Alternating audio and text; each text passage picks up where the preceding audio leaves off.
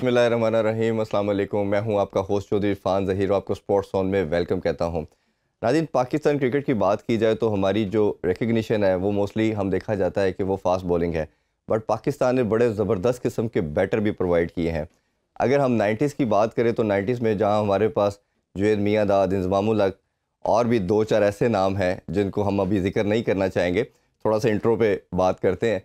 उसी तरह के एक एक्सक्लूसिव इंटरव्यू लेके आज आपके पास आए हैं। इनकी और बात करें तो ये कोचिंग भी बड़ी ज़बरदस्त किस्म की करते हैं। मज़ीद बात करें तो इनके जो एक्सक्लूसिव तो तबसरे हैं वो बड़े दबंग होते हैं, जिसको हम और आप सब बड़े शौक से सुनते हैं। हमारी खुशकिस्मती है कि आज हमें स्टूडियो में ज्वाइन किया the one and only the legend Basit साहब। अस्सलाम वालेकुम जी बासित भाई, बहुत शुक्रिया आपका। अस्सलाम। आपने इंट्रो कराया तो उसमें सईद अनवर का नाम आप नहीं, वो मिडिल ऑर्डर का बिल्कुल ओबियसली, फिर इसमें बड़ी लंबी लिस्ट है माशाल्लाह। यूनस खान आते हैं, आप आते हैं, और मोहम्मद यूसुफ की बात की जाए तो माशाल्लाह बड़ी लंबी 90s में ख़ास तौर पे तो क्या कमाल किस्म के हमारे पास बैटर है। बासित भाई, हर प्लेयर लाखों लोगों के लिए, यंगस्टर के लिए आइकॉनिक पर्सनैलिटी भी होता है। हम जानते हैं कि आप कराची में पैदा हुए, थोड़ा सा ये बताइए अर्ली ऑन किस तरह क्रिकेट शुरू की, अर्ली डेज़ का बताइए, और किस तरह फिर पाकिस्तानी टीम में आपकी इंडक्शन हुई। अर्ली डेज वही जिस तरह आजकल बच्चे रोड पे खेलते हैं, हम टेप बॉल से टेप लगा के, आधा टेप, ठीक है, कि ज़्यादा मूव करें, रोड पे खेलते थे। और इसी तरह स्कूल जाने से पहले खेलते थे। स्कूल के बीच में हाफ टाइम होता है, पता नहीं अब होता है या नहीं होता है। और फिर स्कूल ख़त्म होता है जब 3 दफ़ा हम मैच, मतलब 6 ओवर का मैच खेलते थे। उसके बाद दोपहर में प्रैक्टिस पे जाना, लेकिन टेप बॉल तक महदूद था। फिर मेरे जो बड़े भाई थे मरहूम वाजिद अली, वो खेलते थे कॉक बॉल से। मैं बेसिकली फुटबॉल का अच्छा प्लेयर था। अच्छा, हाँ, तो मेरे जूते फट जाते थे रोज़ाना। मेरे वालिद साहब मरहूम मुझे रोज़ाना जूता दिलाते थे बाटा से। ठीक। फिर एक दिन सर्विस में टो शूज़ नहीं आता जी, वो नज़र आया, वो लिया तो वो 1 महीना चला। पुरानी यादें हैं, आज आपने याद दिला दिया। तो वो इस तरह फिर मैं, जब बड़े भाई के बैट नए होते थे, मैं, हमारे यहाँ आम का पेड़ था जी, तो हम उसमें मोजे में ना बॉल लटका के खेलते थे। तो फिर मैं, जब भाई ऑफिस जाते थे तो मैं खेलता था ना। तो इस तरह एक दिन भाई ये ने, प्रैक्टिस बड़ी कॉमन थी वैसे उस बहुत कॉमन थी, वो बहुत फायदेमंद थी। हाँ। तो भाई ने एक दिन मुझे चुपके से देख लिया, तो उन्होंने कहा, मैं बचपन में तोतला था, अच्छा, कि तोतले तुम क्रिकेट खेलो, फुटबॉल छोड़ दो। तो वहाँ से फिर मेरा माइंड चेंज हुआ। तो बड़े भाई की भी सपोर्ट, वालिद साहब पसंद नहीं करते थे। अच्छा, क्योंकि वो कहते थे यार इतनी गर्मी है तुम जाओगे, तो उन्हें हमेशा ये रहता था। लेकिन जैसे जैसे आहिस्ता आहिस्ता शुरू करी, फिर एक टूर्नामेंट हुआ, उसमें अल्लाह ताला ने इज़्ज़त दी, पहले मैच में 100 कर दिया। तो अखबार में कटिंग आई, और मिर्ज़ा इकबाल बेग एक रेडियो पे प्रोग्राम करते थे जी, उस दिन मेरा इंटरव्यू चला। अच्छा, उसके बाद मेरे पापा ने, मरहूम ने मुझे बोला कि बेटा तुम क्रिकेट खेलो। बिल्कुल ठीक। इस तरह स्टार्ट हुई। तो टीम में जब फर्स्ट टाइम अपनी क्या परफॉर्मेंस थी जिसके बाद आपको टीम में अनाउंस किया गया, और वो क्या फीलिंग थी जब पहली दफ़ा, तब तो अखबार में नाम आते थे प्रॉब्ली जब भी टीम के अनाउंसमेंट होती थी। नहीं, उससे पहले ये था कि मैं अंडर 19, एक पाथवे होता है, कराची से अंडर 19 खेला, वहाँ से फिर ट्रॉफी खेला। इस तरह फिर मैं परफॉर्मेंस करता रहा, अल्लाह ताला परफॉर्मेंस कराता रहा। मैं 5-6 साल मैं टॉप परफॉर्मर होता था कराची से जी, लेकिन मैं हमेशा, मेरा नाम स्टैंड बाई में आता था। एक दफ़ा तो मुझे अच्छी तरह याद है, इमरान भाई ने मुझे पहली दफ़ा देखा जब, तो मुझे बुला लिया, मैच हो रहा था हमारा, तो बोलते हैं तुम तो बहुत अच्छे, मतलब उनकी आवाज़ नहीं निकाल सकता, लोग बुरा ना मान जाए। उन्होंने जिस वे में कहा तुम तो बहुत अच्छे प्लेयर हो, तो वो मुझे आज तक याद है। उसके बाद उन्होंने कहा मेहनत करो। तो जब जहाँ पे मेरा पहली दफ़ा नाम आया था, मैं उस कैंप पे नहीं आया था। सही। माजिद खान वहाँ पे हेड थे। उनका फ़ोन आया, मेरे वालिद साहब मरहूम ने बात करी कि मेरा बेटा नहीं आएगा, परफॉर्म करता है और हमेशा स्टैंड बाई हो जाता है, अब मैं नहीं भेजूंगा। और मैंने कहा माजिद भाई अब मेरा वो नहीं है। एहतशामुद्दीन साहब हमारे यूबीएल के मैनेजर थे जी, वो, हम उस टाइम पे यूबीएल में थे ना, तो उनका मुझे फ़ोन आया कि यार बासित एक दफ़ा आ जा। मैंने छम्मू, हम उनका निकनेम था छम्मू भाई। मैंने छम्मू भाई क्या, हमेशा आता हूँ स्टैंड बाई स्टैंड बाई। बताया मेरे कहने पे आ जा। मैं गया, तो मैंने बिल्कुल 3 दिन रहते थे कैंप ख़त्म होने में, मैंने नॉर्मल बैटिंग करी। अब वहाँ पे वेस्ट इंडीज़ टूर था, सब बाउंसरे मारते थे। सही। तो वकार क्योंकि यूबीएल में था, वो नहीं मारता था, बल्कि मतलब वसीम भाई और आकिब, सारे, अताउर रहमान, आमिर नज़ीर, सब बाउंसरे मारते थे। तो मैं, अल्लाह ताला ने ये चीज़ दी तो मुझे अच्छा लगता था ना। तो जब जिस दिन टीम अनाउंस होनी थी, मैं सुबह वाला सेशन मैंने करा, दोपहर में टीम अनाउंस होनी थी, मैं शालीमार होटल में लेटा हुआ आराम से, धोती पहने ना, चादर नहीं होती, गर्मियाँ थी, तो मुझे फ़ोन आया साकिब इरफान साहब का कि बासित भाई मुबारक हो, आपका नाम आ गया है, पासपोर्ट ले आए। तो मैंने उन्हें डांट दिया, मैंने क्यों मजाक कर रहे हो यार, मैंने ऐसा ना करो। मैंने अभी फ़ोन रखा ही था कि देखा दरवाजे पे वकार और राशिद आए हुए थे। अच्छा, उन्होंने बोला गले मिले हो, तेरा नाम आ गया। वो स्टेडियम से भाग कर आए थे। क्या बात। ये लिबर्टी भी था होटल ना। हाँ।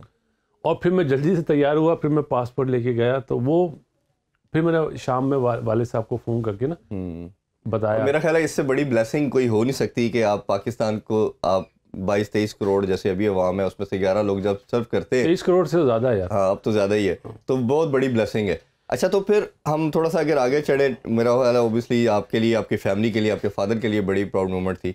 टीम में आप आए, वेस्ट इंडीज़ का दौरा हमें याद है जिस तरह खूबसूरत बैटिंग आपने करना शुरू की, लेकिन उसमें हमें जो सबसे ज़्यादा रिकॉल करें अगर आपके कैरियर को, तो वो जो शारजा में आपने धुलाई की वेस्ट इंडीज़ की, उस इनिंग्स के वाले से भी अगर कुछ शेयर करें। मेरा ख्याल है मोस्ट प्रॉब्ली आप शायद उसको रेट भी करेंगे अपनी one of the best innings भी। नहीं, मैं कभी भी रेट नहीं करता उसको, क्योंकि आपको याद होगा उससे पहले 3 मैचों में 3 सेंचुरियाँ सईद अनवर ने बनाई थी। ऐसा ही है, बिल्कुल ठीक है। वो मेरा रूममेट था। अच्छा, हम लोग ना, मैं राशिद सईद कराची से बिलोंग करते थे, तो हमारा उठना बैठना भी साथ ही होता था। दिन में 12 से 14 घंटे हम साथ ही होते थे। तो उसने मुझे छेड़ता था, वो मुझे पता यार क्या तुम 48 पे रन आउट हो गए या यूँ इस तरह करके ना। तो अब अंदर से वो होती है कि यार माशाल्लाह वो बहुत अच्छा खेल रहा है और हम 48 पे आउट हो जाते हैं। मैच से एक दिन पहले ना हम शेरेटन में ठहरे हुए थे, तो इमरान भाई सामने खड़े हुए थे और साथ में इंजमाम और सईद अनवर खड़े हुए थे। तो मैं उस दिन रन आउट हुआ था, मैंने बोला आज तो डांट पड़ेगी। मैं साइड से जाता हूँ, शायद इमरान भाई ना देख पाए ना, मैं साइड से जा रहा था, एकदम इमरान भाई ने इधर आओ बासित अली। मैंने बोला ओह, क्योंकि इमरान भाई का गुस्सा आपको पता ही है। जी। तो क्या हो गया तुम्हें? अब मैं चुप, तुम्हें पता है तुम किस तरह खेल रहे हो? मैं चुपचाप, बोलते ऐसी बैटिंग तो सईद भी नहीं कर रहा जिसने 3 सेंचुरियां बनाई है, तुम तो टू गुड खेल रहे हो। मैंने बोला है ये दिस इज द थिंग कि आप कॉन्फिडेंस दे या कि वो बंदा जो मतलब 3 सेंचुरियां करने वाला इंजमाम वर्ल्ड कप का हीरो और मेरी तारीफ करें उनके सामने, तो मैं थोड़ा सा एकदम चौंका। बोलते कल आज मैं रात में जा रहा हूँ वापस, कल फाइनल है, कल तुमने रन्स करने, टका के रन्स करना, घबराना नहीं इनसे। तो बाद में मैंने सईद को बोला, मैंने यार इमरान भाई ने मुझे पहचाना था मैं कौन हूँ? बोलते हाँ उन्होंने नाम लिया तुम्हें। तो मैंने यार तुम लोग ज़्यादा अच्छा खेल लो। बोलते इमरान भाई जो कॉन्फिडेंस देते ना, बहुत बहुत बढ़ चढ़ के। हुआ क्या कि हमारे 87 for 3 जी 28 ओवर्स में, तो आसिफ इकबाल साहब मेरे बराबर में आए, बोलते यार कम से कम 250 तो करो, आवाम बहुत नाराज़ है। तो मैंने यूँ देखा, मैंने हो जाएंगे सर, कोई मसला नहीं। बस वो जुम्मे वाला दिन था। शुरू में जाके मैं थोड़ा सा अपने जो गेम होता है उस तरह करा, उसके बाद अल्लाह ताला ने मदद करी। और जिस तरह की उनकी बॉलिंग लाइनअप थी, जिस तरह के उनके सारे ही कमाल, एम्ब्रोज मुझे इजी लगते थे। एम्ब्रोज हाँ, लेकिन वो आप उनके साथ बॉल थोड़ा हाइट पे आता था ना, तो इजी लगता था। जो बात आप बोले ना शारजा वाली, इससे ज़्यादा अच्छी इनिंग्स मेरी टेस्ट मैच में थी बारबाडोस में, 92 मैंने नॉट आउट करा था जी। मुझे वहाँ पे सर गैरी सोबर्स ऊपर से आए थे मिलने, वेल प्लेड सन। और वो टेस्ट मैच मुझे इसलिए याद है कि हम वो मैच हारे थे। हम जब ड्रेसिंग रूम में बैठे हुए थे ना, तो वेस्ट इंडियन आ गए, तो मैंने देखा जावेद भाई कुर्सी पे बैठे हुए और कार्ल हूपर और डेस्मंड हेन्स कुर्सियां पड़ी हुई हैं, वो टाट बिछती है, वो टाट पे बैठे हुए थे। तो मैंने कुर्सी आगे करी कि यार बड़े प्लेयर्स हैं। तो जावेद भाई ने बोला ये नहीं बैठ रहे यार। तो मैंने कहा Daisy please sit in the chair. तो बोले no he is the boss, he is my master. तो जावेद भाई की इज्जत बहुत थी। वसीम अकरम की वेस्ट इंडीज में, वकार यूनुस की बहुत इज्जत थी। अच्छा, उसमें वैसे भाई जिस टाइम में आप आए, जैसे मैंने इंट्रो में भी बात की, बहुत ज़्यादा कंपटीशन था। जवेद मियादाद, फिर इंजमामुल हक, ये तो मिडिल ऑर्डर में एस्टैब्लिश प्लेयर थे। सलीम मलिक की, जी बिल्कुल, जाज अहमद, मतलब बड़ी लंबी लिस्ट थी। उसमें आना, अपना नाम बनाना, जगह बनाना, और आप जो आपका 3 साल का समहो कैरियर था उसमें कंटिन्यूस आप खेले।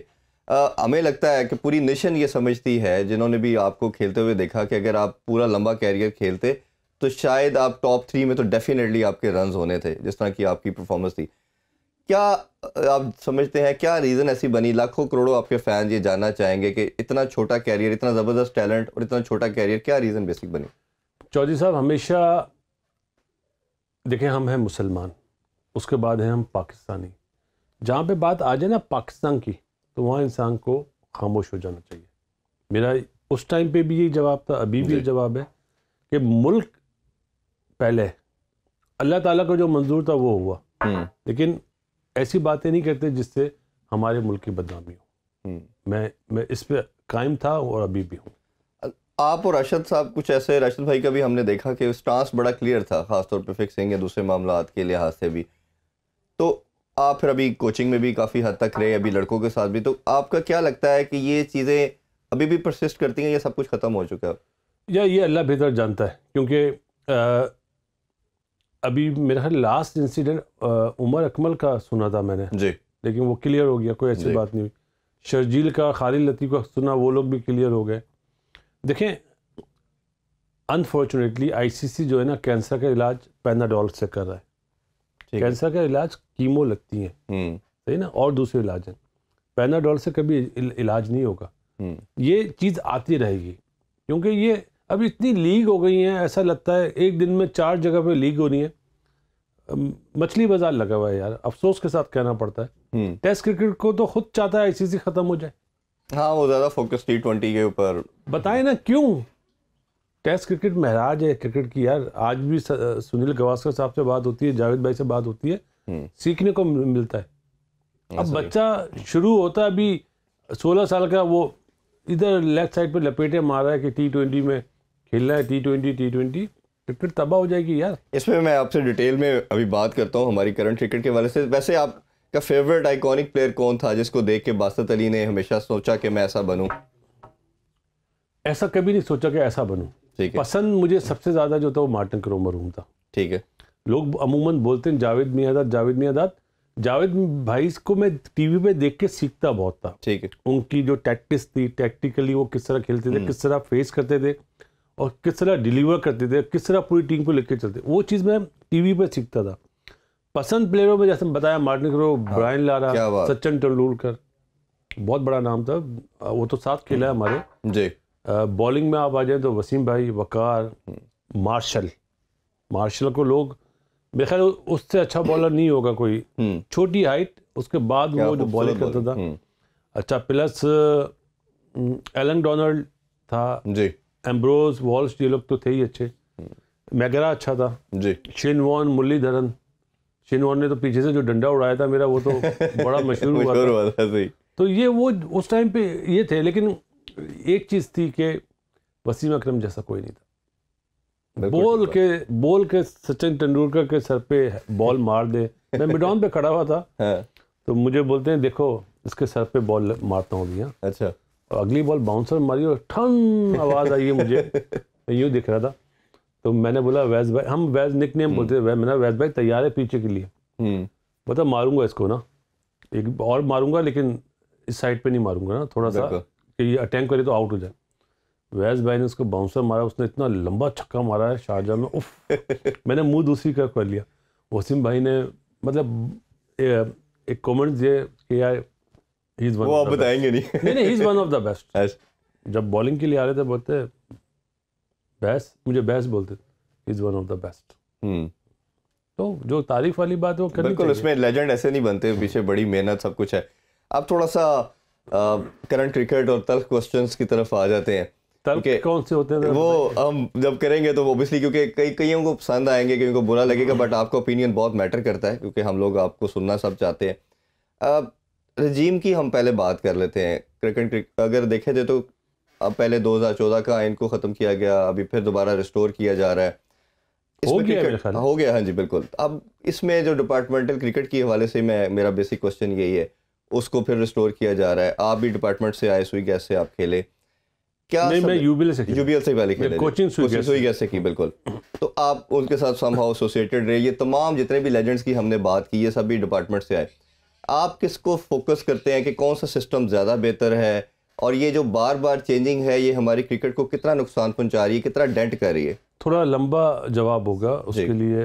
जब इमरान भाई ने ये चीज़ करी थी तो मैंने, मेरा यूट्यूब चैनल भी है आपको पता है जी, उसमें मैंने रिक्वेस्ट करी थी और मेरे आंसू आ गए थे, क्योंकि जो चीज़ मैं देख रहा था ना, कि मैंने कहा था इमरान भाई अल्लाह ना करे ये चीज़ हो, वो हुई।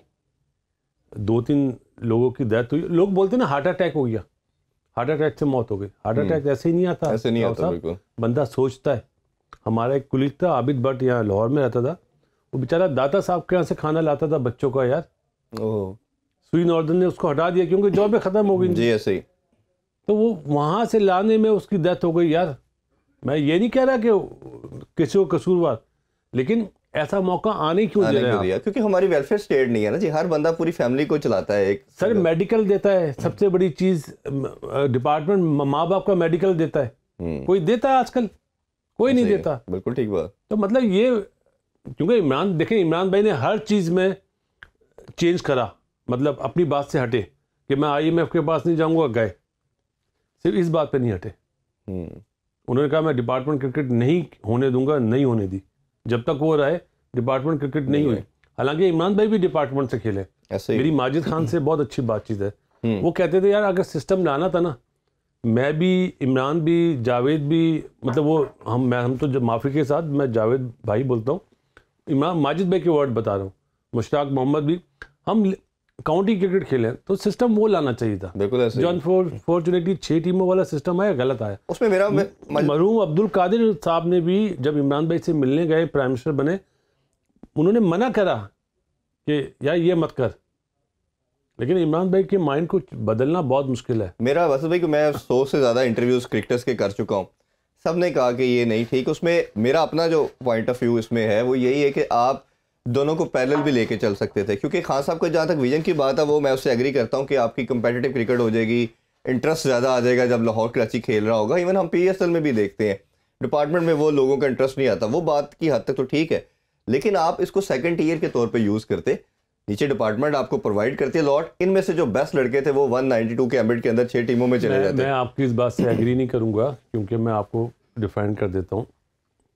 एसोसिएशन नहीं होती जो रीजन्स होती हैं, ये है अपना अकेडमीज, ठीक है, ये प्लेयर प्रोड्यूस करती हैं और डिपार्टमेंट उससे लेते बिल्कुल। पाकिस्तान के पिछले 25-30 साल में सिर्फ एक इमाद वसीम लड़का है जो रीजन से आया, बाकी सारे प्लेयर डिपार्टमेंट से आए। ऐसे ही, क्योंकि जो परफॉर्म करता था उसको डिपार्टमेंट ले लेता और डिपार्टमेंट पॉलिश करता था।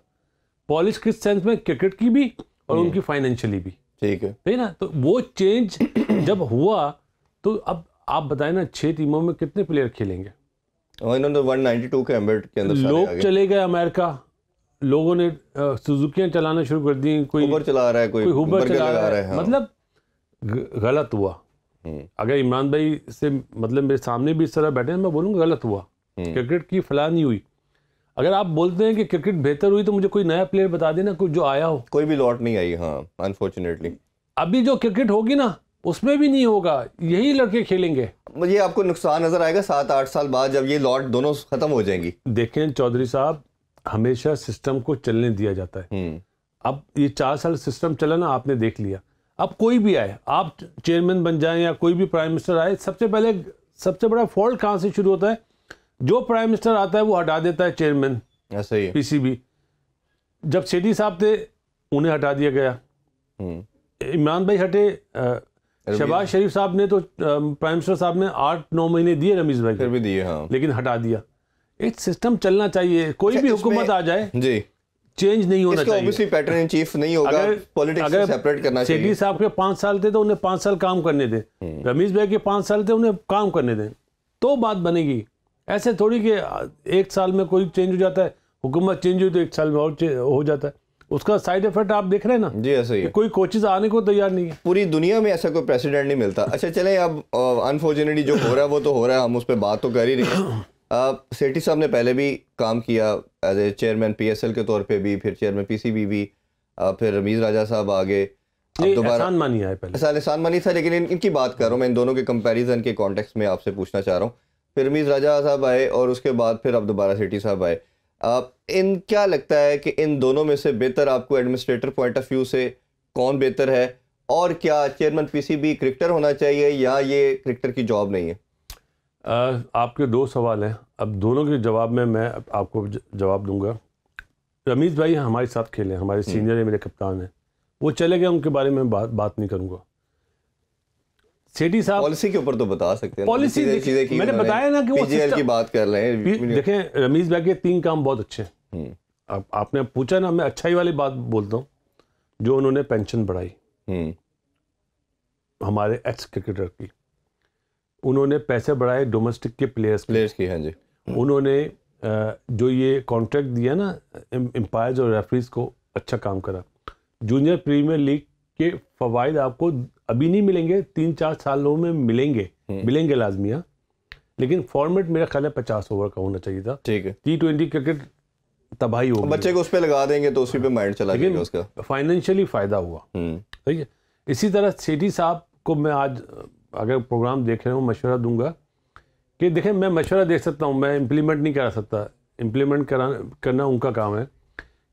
एक होता है टेस्ट प्लेयर, एक होता है इंटरनेशनल प्लेयर जिसने वनडे क्रिकेट खेली होती है पाकिस्तान से, उन्हें भी पेंशन दें, वो भी बहुत तकलीफ में है। बिल्कुल ऐसे ही। अच्छा, मैंने ये बात एक जगह और भी बोली थी टीवी पे, तो लोग उन्होंने मुझसे सवाल करा कि उन्होंने अपनी जेब से पैसे थोड़ी दिए थे रमीज भाई ने। तो मैं जितने भी चेयरमैन बनेंगे क्या वो अपनी जेब से पैसे देंगे? हाँ यार, फला के लिए काम करना चाहिए, ये अच्छे काम थे। इसी तरह सेठी साहब को मशवरा है कि जो इंटरनेशनल प्लेयर है उन्हें भी पेंशन देना, क्योंकि मैं जानता हूँ लोगों को तकलीफ में। बिल्कुल ठीक। क्योंकि हमारे मुल्क के जो हालात है ना इतने अच्छे नहीं है, महंगाई बहुत ज्यादा हुई है। तो इधर से ही मैं दोबारा आपसे कंटिन्यू करूंगा। अभी एक छोटा सा कमर्शियल ब्रेक लेते हैं। Stay with us.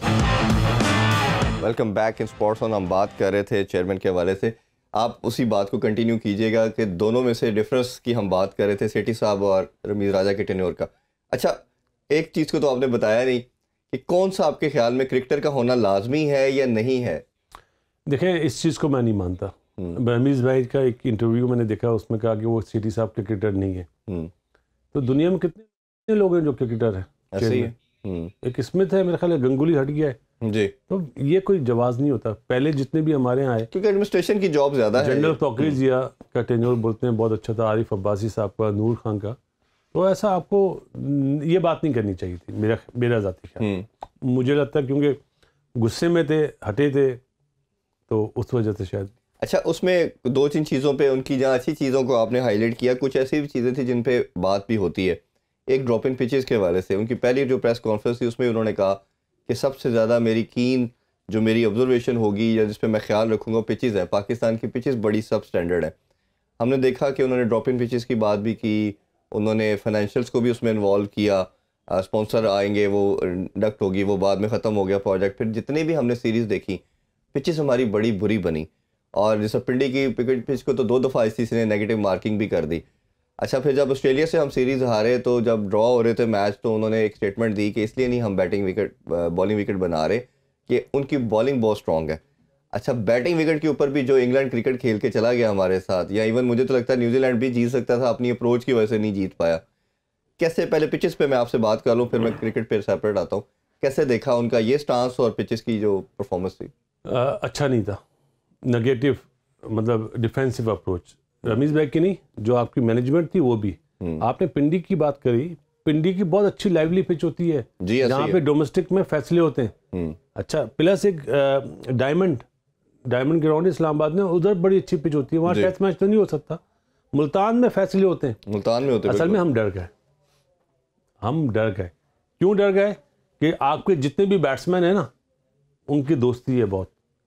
आज वो बात बोल रहा हूँ, कभी करता नहीं हूँ दोस्ती है, तो वो उन्होंने क्या कि स्पिन विकेट बना दो यार, स्पिन विकेट। और मतलब कोई आपके पास, चलो शाइन ऑस्ट्रेलिया के अगेंस्ट तो था ना, नसीम शाह भी था, हारिस रऊफ भी था, हसनैन भी था, दानी भी था। इधर अनफिट हुआ ना अगेंस्ट इंग्लैंड। लेकिन एक चीज़ है, जो कोचेस लगते हैं ना, उनकी असेसमेंट होती है हर साल। तो ग्राउंडमैन जो उसकी भी असेसमेंट होनी चाहिए ना। अगर मैं मतलब एक हेड कोच हूँ, मैं बोलता हूँ चौधरी साहब मुझे स्पिन विकेट चाहिए, और स्पिन विकेट ना बने, सीधी विकेट बन जाए, तो पूछगछ को करे ना, क्यों नहीं बनी? ये अभी से नहीं है, ये 90 हमारे टाइम से ये चल रहा है। जो हमारे जराए हैं बसत भाई, वो ये कह रहे हैं कि कहा ही ऐसी पिच के लिए किया गया था। कुछ हमारे बंदों ने क्यूरेटर से बात की, उन्होंने कहा जी जो इंस्ट्रक्शन आई मैनेजमेंट की तरफ से वो इसी तरह की पिच की थी, हमने वही तैयार की। तो जब आप झूठ बोलेंगे हाँ, तो फिर आपको ऐसे रिजल्ट मिलेंगे ना। ऐसे ही। इसमें कोई ये मैं नहीं कह रहा, ये आप नहीं कह रहे। 1400 साल पहले अल्लाह के नबी ने फरमाया था मेरा उम्मती झूठ नहीं बोलेगा। ऐसे ही। तो आप झूठ बोलेंगे तो यही होगा, फिर ऐसे रिजल्ट लाएंगे। तो तैयार हैं आप। ऐसे। रमीज भाई की एक बात बहुत बुरी लगी थी कि जब उन्होंने प्रेस कॉन्फ्रेंस में कहा था ये गिलास भी मेरी मर्जी के बगैर नहीं हिलता, वो बहुत तकलीफ बात थी, मेरे लिए बहुत तकलीफ बात। उन्होंने कहा मैं चेयरमैन पीसीबी हूँ, सब कुछ मैं ही पीसीबी हूँ, इवन उन्होंने ये बोला। बिल्कुल अल्लाह ताला बीइंग इंसान ये बात नहीं बोलनी चाहिए। और ये जो आपका प्रोग्राम देख रहे हैं ना, मैं उन्हें भी कहूँगा कि ये ऐसे जुमले ना बोलो, अल्लाह के वास्ते ना बोलो। अभी अपने सकलैन ने एक बात कही थी कि कुदरत का निज़ाम, बात सही बोली है उसने, हमारे मीडिया वालों ने उसको उड़ा दिया यार, जाती है। बिल्कुल ऐसे ही। ये निज़ाम अल्लाह ताला का है। शायद कहने का उनका अल्फाज की अदायगी सही नहीं करे, कहना तो ओबियसली सोच कुछ और होगी। अच्छा, थोड़ा सा आगे बढ़े तो हम कोचिंग की बात कर लेते हैं। पाकिस्तानी क्रिकेट की अगर बात करें तो मैंने देखा कि 2010 से हमारी क्रिकेट, शुरू से 90s में भी देखा और 2010 तक भी अग्रेसिव मोड पे क्रिकेट खेलते थे, नई चीज़ें हम लेके आते थे। जब से अनफॉर्चुनेट इंसिडेंट हुआ सलमान बट वगैरह का, आमिर और आसिफ का, उसके बाद कैप्टनसी 2011 तक शायद ने की, फिर मिसबाह हक आ गए, तो हमारा जो ग्राफ था अग्रेसिव क्रिकेट का वो डिक्लाइन की तरफ जाना शुरू हुआ। फिर हमने देखा कि एक कॉम्बो बना सरफराज का और मिकी आर्थर का, हम चैम्पियन ट्रॉफी जीते 2 साल कंसेक्टिव, हमने और T20 की सीरीज जीती, 11 सीरीज कंसेक्टिव जीती, नंबर 1 रहे और हमें लगा कि एक अच्छे नोट पे जा रहे हैं। टेस्ट में नंबर 4 पे आ गए थे हम, फिर उनको हटा दिया जाता है। फिर हम मिसबा की बात करें तो पहले कैप्टन थे, वही कमेटी के मेंबर थे, उनको कोच लगा दिया जिनके पास कोचिंग का कोई एक्सपीरियंस नहीं है। शायद आप नहीं, यहाँ पे मैं आपको रोकूंगा, वो लेवल 2 है। अब हुआ सर, उस टाइम नहीं था जब वो कोच लगे थे, तब उनका कोचिंग का कोई लेवल बाद में किया। नहीं, वो बाद में किया सर, वो बाद में किया, उस टाइम उनके पास कोई कोचिंग एक्सपीरियंस नहीं था। तो आप ये बात कर मैं जवाब दूंगा आपको, बस जरूर दें, मैं तो वेरिफिकेशन के बाद आपको बता रहा हूँ। उस टाइम जब वो इंडक्ट हुए थे, बैटिंग कोच और हेड कोच लगे और वो चेयरमैन सेलेक्टर भी, चीफ सेलेक्टर भी लगे, तब उनके पास कोई लेवल नहीं था, तो उनको लगा दिया गया। हमने देखा कि हम फिर उसी अप्रोच पे आ गए कि बस आप खेलें 230-40 की क्रिकेट, कोई अच्छा स्पेल हो जाता है सईद अजमल का या किसी और बॉलर का, यासर शाह जैसे यूएई के अंदर हम जीतते थे, हम जीत जाते थे, अदरवाइज हमारा एक डिक्लाइन चल रहा था। उसी कंटिन्यूटी को हमने देखा कि अभी बाबर ने भी फॉलो किया, कुछ परफॉर्मेंस और अच्छी हो जाती हैं। इसको मैं दूसरा कॉन्टेक्स्ट भी ऐड करना चाहूँगा। इंग्लैंड का मैं देख रहा था कि 2015 में वर्ल्ड कप में वो नॉकआउट हुए, बांग्लादेश से हार के बाहर हो गए, टेस्ट में 5-0 मारा उनको एशेज के अंदर ऑस्ट्रेलिया में। उनकी मैनेजमेंट बैठती है, बोर्ड बैठता है, प्लेयर बैठते हैं, वो एक पेपर ड्राफ्ट करते हैं और वो एक चीज़ लेके आते हैं कि आज के बाद हमने एग्रेसिव क्रिकेट खेलनी है। मतलब हार जीत तो सेपरेट चीज़ है, बट हमने अब अपनी गेम को चेंज करना है। और आज देख लें कि पहली टीम बन गई है जिन्होंने T20 को वर्ल्ड चैंपियन, ODI के वर्ल्ड चैंपियन, टेस्ट जिस नोट पे हमें मार के गए हैं वो क्रिकेट नहीं थी, वो थ्रेशिंग थी। मतलब उड़ाया, उन्होंने दुनिया को मैसेज दिया कि आप इस तरह की पिचेस के ऊपर भी इस तरह दूसरे को उड़ा सकते हैं।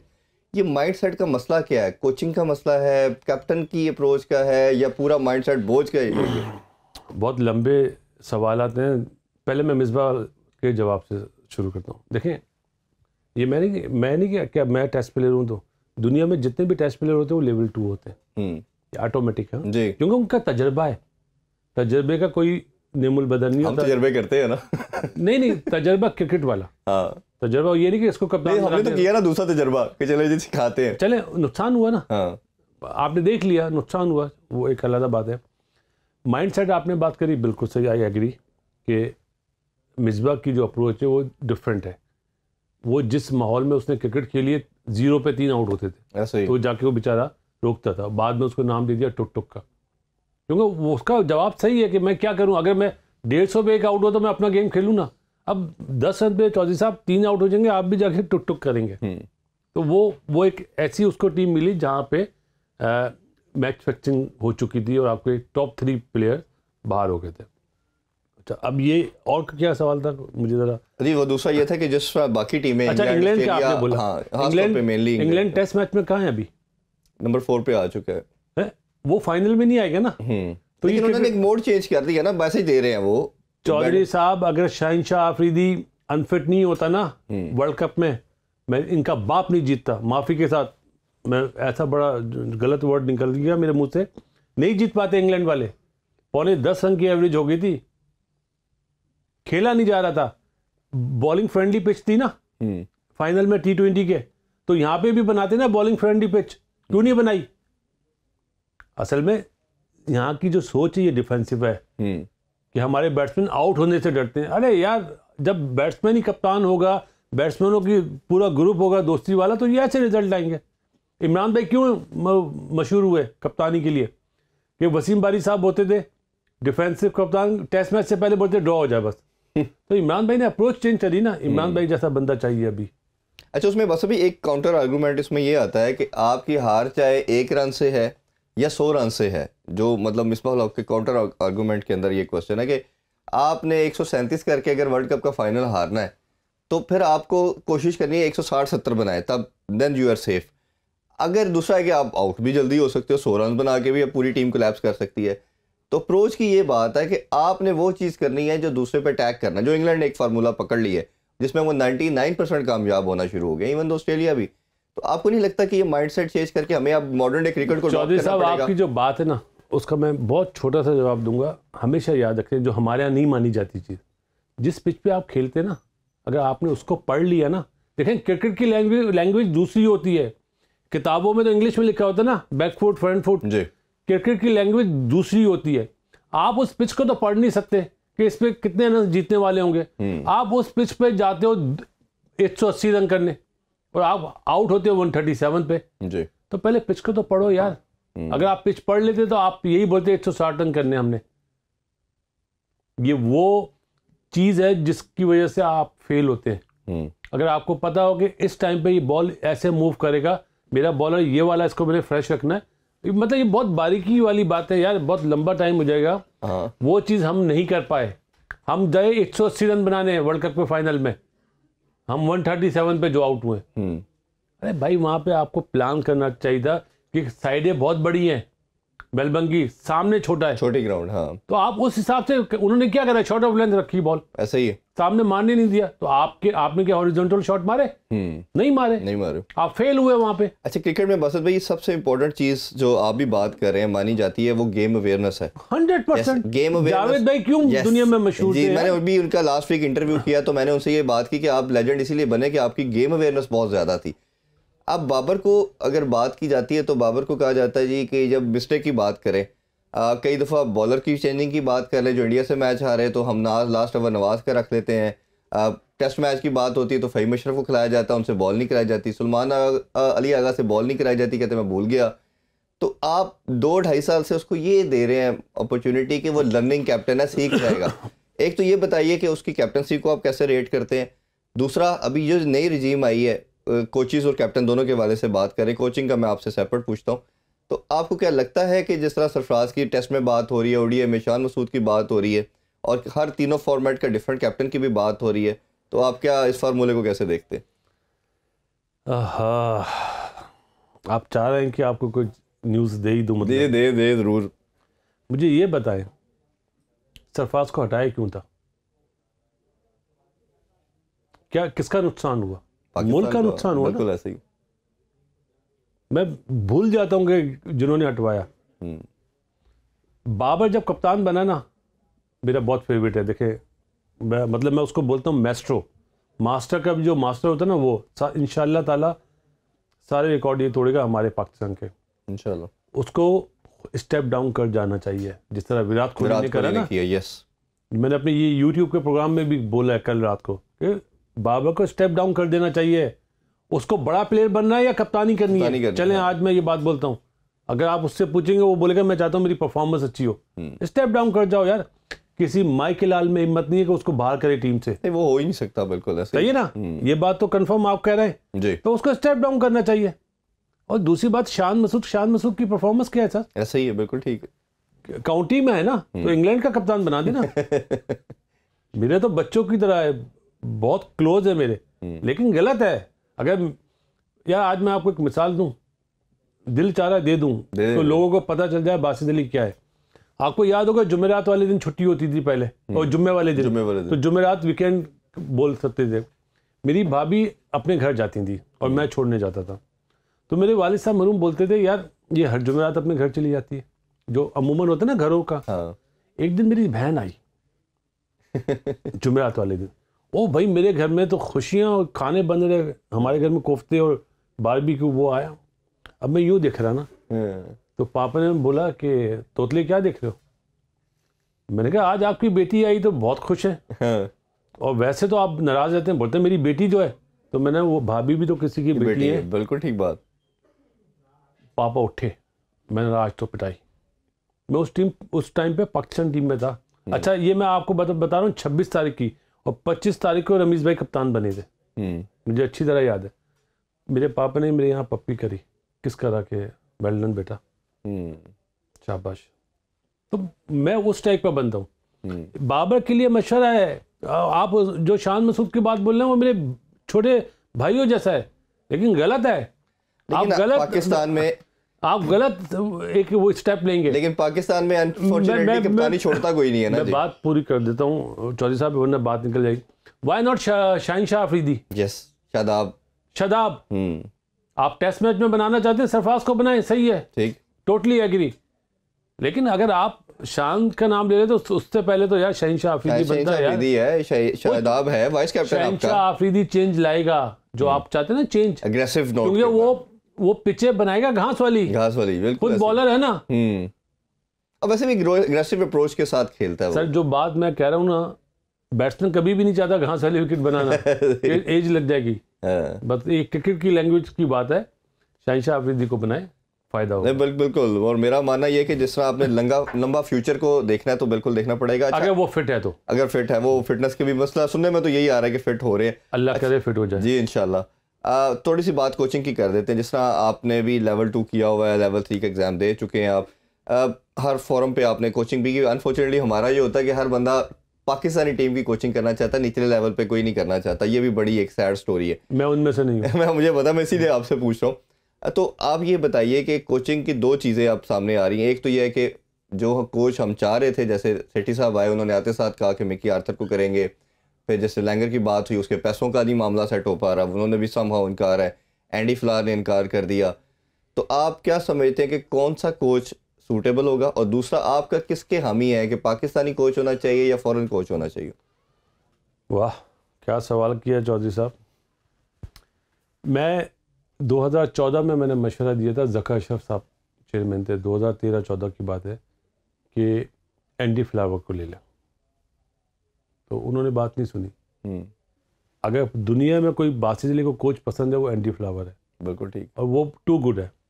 उसके बाद मिकी आर्थर वगैरह, देखें कोई भी आए माफ़ी के साथ, जब आपके मुल्क की मीडिया, स्पोर्ट्स मीडिया 4 हिस्सों में बढ़ जाए ना, तो कोई भी कोच आ जाए, मीडिया का बंदा कोच आ जाए ना, तो भी शोर मचाएंगे। ये अब जो चीज़ जो एक क्या बोलूँगा, जो हवा चल पड़ी है ना, अब ये हवा इस तरह बैठेगी नहीं। पाकिस्तान को 4 हिस्सों में बांट दिया गया है, और जिन्होंने बांटा है उन्होंने, वो यहाँ पाकिस्तानी नहीं है, मुसलमान नहीं है। ये बहुत लंबी सियासत हुई है, 2000 से चल रही है कि इसके हिस्से कर दो। वो हो रहा है। इस्लामाबाद वाला इस्लामाबाद की तारीफ करता है, लाहौर वाला लाहौर की, कराची वाला कराची की, पेशावर वाला पेशावर की। यार पहले हम पाकिस्तानी हैं यार। आप मुझे बताएं ना, आप क्रिकेट खेल रहे हैं, आप क्या लाहौर से खेलोगे? पाकिस्तान का स्टार समझा खेलेंगे, बिल्कुल। तो यार पाकिस्तानी प्लेयर हैं ये लोग। अभी मैं देख रहा था कि बाबर, वो अपना, और एक और प्लेयर आसिफ अली, यार उसके बारे में ऐसी ऐसी बात बोल रहे थे, यार परफॉर्मेंस नहीं हुई अच्छी, बाहर हो गया। बात कर दे, बिल्कुल। पाकिस्तान का प्लेयर है, कोई नेपाल का प्लेयर तो नहीं है ना। मतलब घर तक पहुंच जाते, गलत है, नहीं होना चाहिए, मेरी रिक्वेस्ट है। और जहां तक आपने कोचिंग की बात करी है, अगर आप कोच बाहर का लाना चाह रहे हैं तो इस मुल्क का प्राइम मिनिस्टर भी बाहर से लिया है ना, फिर सीधी सी बात है। अच्छा, थोड़ा सा एक ये आप समझे नहीं मेरी बात। ओ भाई, जिसके पास दिल दुखेगा ना इस मुल्क के लिए, वो कोच अच्छा है।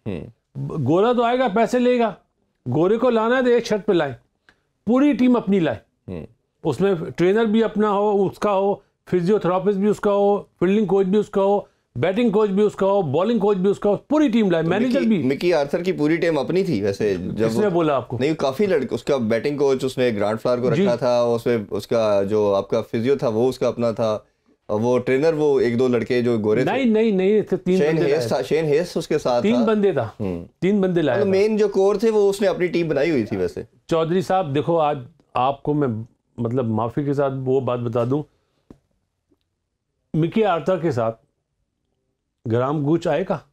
वो कभी भी नहीं लाएगा। वो हमेशा उस बंदे को लाएगा जो उससे कम हो, नाम वाला हो जी। तो ऐसे बंदे कहाँ कामयाब होंगे यार? मिकी आर्थर जो हरकतें करता था, जो गुस्सा होता था, जो प्लेयरों के बारे में वो उसने कॉन्फिडेंस नहीं दिया। हाँ, अल्लाह ताला के बाद बाबर आजम को बनाने में उसका हाथ था। बिल्कुल ऐसे ही उसके तो ये बात मैं मानता हूँ, लेकिन नहीं कामयाब उसमें एक काउंटर आर्गुमेंट ये भी है ना कि जी गोरा जो है वो नेपोटिज्म में नहीं जाता, फेवरेटिज्म में नहीं जाता, वो मेरिट पे बात करता है। अपना कोच कहीं ना कहीं इंक्लाइंड हो जाता है कुछ फेवरेटिज्म के चक्कर में। आप बंदा लाओ ना ऐसा यार, क्योंकि इस मुल्क में बंदे हैं नहीं। क्या शुएब अख्तर नहीं है, राशिद लतीफ नहीं है, यूनुस खान नहीं है? बोलते हैं यूनुस के एटीट्यूड का मसला है। सच बोलता है ना, इसलिए एटीट्यूड का मसला है। वो किसी ग्रुपिंग में नहीं होता, ऐसे ही सच कड़वा होता है। चौधरी साहब ये लोग नहीं मानेंगे। अच्छा, एक चीज़ ये बताइए, वो ज़रूर आपसे मैं जानना चाहूँगा, जब किसी बैट्समैन से रन्स नहीं होते, जैसे विराट कोहली से हम बात करें तो 2-2.5 साल उससे सेंचुरी नहीं हुई। हालांकि रन्स करता था बट उसके 50-60 कंसिडर नहीं होते थे, क्योंकि उसने जो एक बार जो सेट कर दिया था सेंचुरीज का, वो नहीं हो पा रही थी। उसने स्टेप डाउन किया कैप्टनसी से और कुछ ऐसा ओबियसली कुछ किया होगा, थोड़ा ब्रेक भी लिया उसने, और अब फिर दोबारा रन्स कर रहा है। बाबर के ऊपर भी, क्योंकि हम उसको रेट उसी लेवल पे करते हैं, टॉप 3 के अंदर अल्हम्दुलिल्लाह आता है, बट कई एक उस पर क्रिटिसिज्म होता है कि वो फिनिश नहीं कर पाता मैच को, जिस तरह हमने कई मैचेस के अंदर देखा। पहले खेलते हुए तो रन्स होते। तो आपका क्या मानना है, बैट्समैन को क्या करना चाहिए, और बाबर को खासतौर पे इंतजाम की कैटेगरी में या मियाँदाद की कैटेगरी में आने के लिए क्या करना चाहिए जो मैच फिनिश करके जाए? देखिए, मैच फिनिश होगा दूसरी बारी में, पहली बारी में तो टारगेट दिया जाता है। जी ऑब्वियसली। बाबर को देखें, मेरा ख्याल है कि मतलब बहुत हाश हो जाएगा जो मैं बोल रहा हूँ, T20 क्रिकेट छोड़ देनी चाहिए।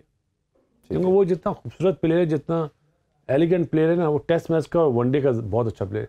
T20 में उसने अपनी शॉटें मारनी होंगी जो उसका गेम नहीं है। बिल्कुल। वो छक्के नहीं मार सकता कि एक ओवर में 3 छक्के मार दे, तो उसको अवॉइड करना चाहिए ना। मतलब असल में पैसा बहुत है यार क्रिकेट में, कोई नहीं चाहता मेरी मैच फीस जाए। आप ये देखें ना, हम 2 मैच जीते हुए होते हैं, तीसरा मैच हो रहा होता है, सीरीज जीते हुए, नए बच्चे को चांस नहीं मिलता। ऐसा ही है। तो मेरे अपनी पोजीशन छोड़ने नहीं चाहता बासित अली जैसा बंदा तो समझेगा यार ये तो अपनी जगह ही नहीं छोड़ना चाह रहे, पैसे मिलेंगे। गलत है ना? और उसके अलावा कि लड़का परफॉर्म कर गया तो ये तुम्हारी जगह ना ले जाए, ये भी एक स्केयर एलिमेंट है। मतलब आप अच्छे नहीं है, अच्छे नहीं है। डर किसको होता है? अगर आप यहाँ पे प्रोग्राम कर रहे हैं तो आपको, अगर आप अच्छे हैं तो आपको डर नहीं लगेगा। बिल्कुल ठीक बात है। मैं अगर यहाँ पे बोल रहा हूँ तो मुझे थोड़ी डर लगेगा, जो अच्छा होगा वो आएगा ना। ऐसे ही तो डरना, जिनसे डरना चाहिए उससे डरते नहीं है। 5 टाइम बुलाता है वो। अच्छा, बिल्कुल ठीक है। बड़ा मज़ा आया आपसे बात करके, बड़े ज़बरदस्त किस्म के आपने आंसर्स किए। लास्ट नोट पे कोई मैसेज देना चाहें पाकिस्तानी क्रिकेट फैंस के लिए, बोर्ड के लिए, ख़ास तौर पे नई रजीम के लिए, जो चीज़ें होनी चाहिए, तो प्लीज़ हमारे देखो, अभी हम लोग बाहर हैं, हम बोर्ड में नहीं है। मैं अभी कोई ऐसी बात बोलूँगी शायद वो बोलें कि जॉब सीकर है। मैं सिर्फ यही कहूँगा कि गुड लक जी, जो भी नया बोर्ड आया है, अल्लाह ताला आपको कामयाब करे। और जो रमीज़ भाई को भी कहूँगा कि अल्लाह ताला ने अगर आपको नहीं रखा तो कोई बात नहीं, ये तो होता है, लेकिन ऐसे इंटरव्यूज़ ना दें जिससे मुल्क का नाम ख़राब हो। क्योंकि नजम सेठी जो आए, ये परफॉर्मर हैं, ये कोई सिफारिशी तो नहीं थे ना, इन्होंने परफॉर्म किया हुआ है पहले। तो पाकिस्तान का सोचें, आपकी मतलब बातों में पाकिस्तान पहले होना चाहिए, पहली चीज़। और दूसरी बात, जो हमारे यंगस्टर है ना, उन्हें सिर्फ एक मशवरा दूंगा, अपने ये जो बाजू है ना, इन पे यकीन रखना। ये जो है ना, ये जो बहुत बड़ी बुराई, हेलो मैंने 40 करे, ट्वीट कर दो, ये गलत है, ये नहीं होना चाहिए। बिल्कुल ठीक। और मीडिया वालों से भी रिक्वेस्ट करूंगा कि यार पाकिस्तानी बनो, आपस में मोहब्बत रखो। अच्छा होगा कि कराची वाला लाहौर के परफॉर्मर के लिए लिखे, लाहौर वाला कराची के लिए, ये मोहब्बत आएगी जब हम बनेंगे ना। इंशाल्लाह। तो बात है, मैं तो बकरी भी बोलती है यार, मैं बोलती है ना, तो हम बनो हम। बिल्कुल ठीक है। बहुत शुक्रिया आपके खूबसूरत मैसेज के, आपके टाइम का। हम दुआ करते हैं कि आप किसी ना किसी एरिया के अंदर क्रिकेट की बेटरमेंट के लिए जो आप सोच रखते हैं, आप उसका पार्ट बने बोर्ड का, या जिस लेवल पे भी आप सर्व कर सकते हैं वो करें, ताकि पाकिस्तानी क्रिकेट फ्लरिश करे, वो बेहतर हो। नाज़रीन, आपने बड़ा खूबसूरत इंटरव्यू सुना बासित अली साहब का। इंशाल्लाह आपसे मुलाकात होगी कल। अपना बहुत सा ख्याल रखें। अल्लाह हाफिज़। पाकिस्तान जिंदाबाद।